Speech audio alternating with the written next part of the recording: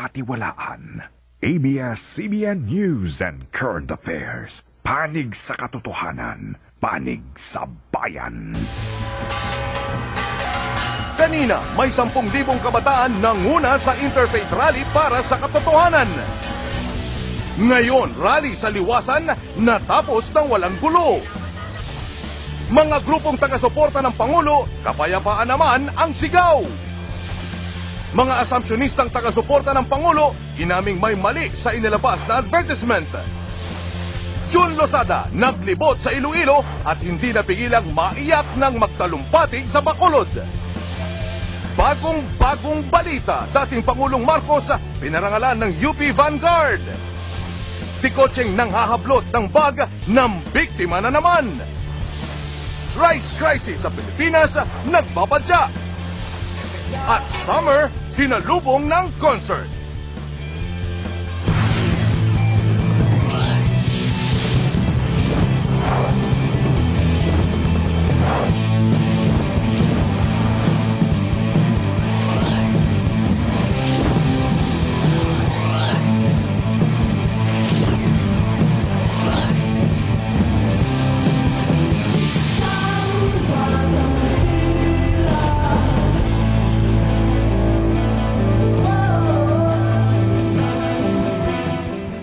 Sa mga balitang bumabandila, mapayapang naidaos ang Interfaith Rally sa Liwasang Bonifacio.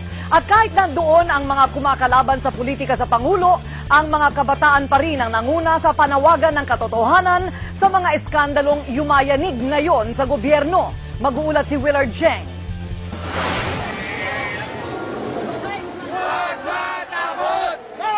Nagkita-kita muna ang mga rallyista sa iba-ibang lugar sa Maynila bago nagmarcha papuntang Liwasang Bonifacio. Nag-walkout muna sa kanilang klase ang ilang mga estudyante ng pamantasan ng lungsod ng Maynila. Di bali na raw lumiban sa paaralan, makasama lang sa rally para sa bayan. Pero may iba na walang pakialam. Nailalabas sila yung mga sinasabi nila, pero parang hindi naman kasi nakikinig. It's like, sige, rally lang kayo, pinapayagan, pero parang walang nangyayari, di ba? Dumating ang mga grupong suki na sa mga rally at nananawagang magbitiw ang Pangulo. At mga kabataang nananawagan